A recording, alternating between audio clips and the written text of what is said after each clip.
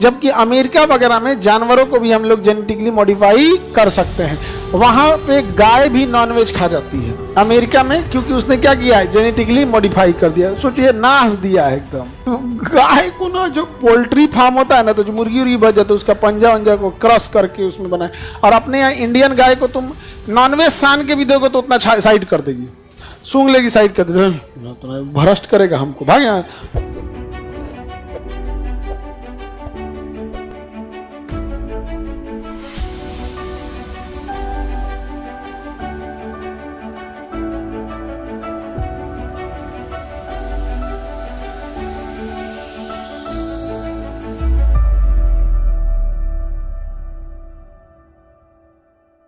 Green revolution की जरूरत आज के डेट में भी बहुत ज्यादा है ग्रीन रेवोल्यूशन की, क्योंकि किसानों के लिए उस समय एक समस्या थी कि किसान के पास जमीनें ज्यादा थीं लेकिन उपज ही कम हो रहा था।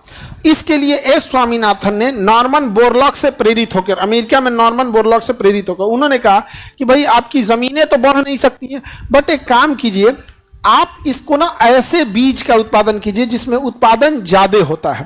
तो उन्होंने कहा high yield variety. High yield variety, yield का मतलब होता है उपज, यील्ड का मतलब क्या होता है, उपज, YIELD, yield, high yield, yield मतलब क्या होता है, उपज, उपज। तो हाई यील्ड वेराइटी पे जोर दिया था स्वामीनाथन जी ने। किस चीज पे, हाई यील्ड।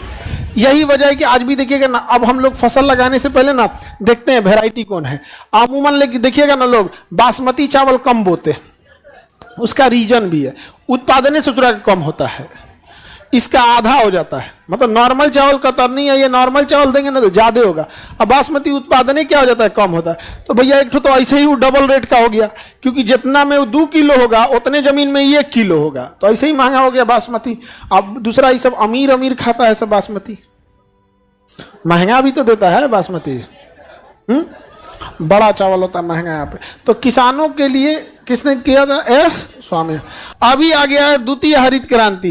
द्वितीय हरित क्रांति भी खत्म हो चुका, अब चाहिए तृतीय हरित क्रांति। द्वितीय हरित क्रांति क्या कहता है, जेनेटिकली मॉडिफाई। द्वितीय हरित क्रांति में क्या होता है, जेनेटिकली मॉडिफाई।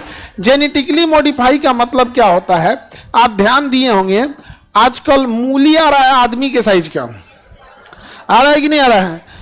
शिमला मिर्च पहले हरे रंग का होता था, अब लाल भी हो गया है और क्या पीला भी हो गया कि नहीं।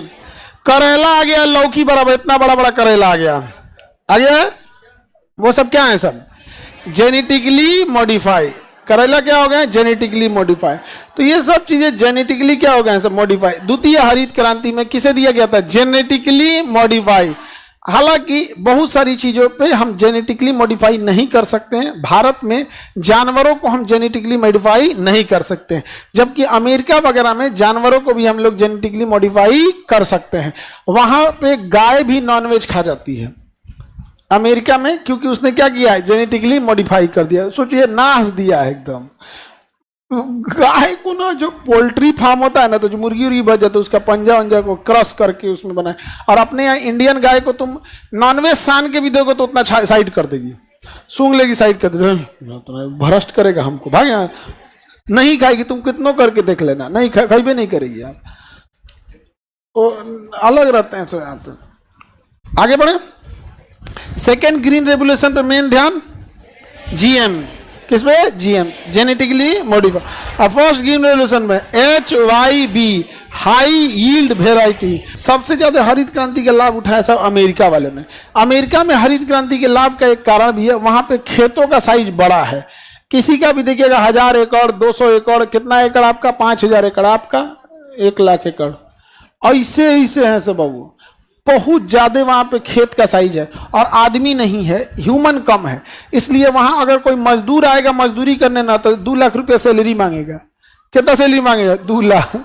अपने यहाँ उतना बढ़िया बढ़िया आदमी का सैलरी नहीं, वो कहेगा हम खेत में काम करेंगे, सैलरी कितना चाहिए, 2 लाख। तो वहां के लोगों ने क्या किया, मशीनों का इजाद कर लिया।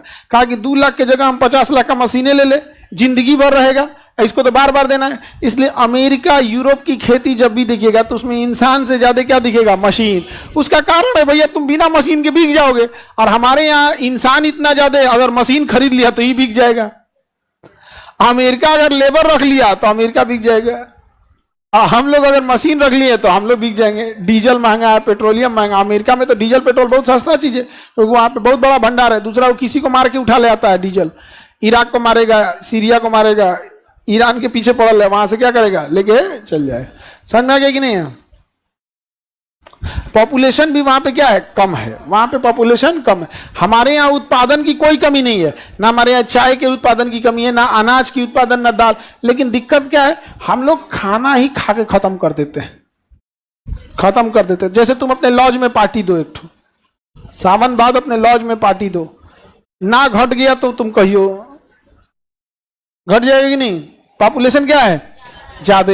तो हम लोग की सबसे बड़ी प्रॉब्लम एक क्या है ना, कि हम लोग की इकोनॉमी जो है ना, हाथी की जैसे बहुत बड़ी है, लेकिन जरूरत भी ज्यादा है।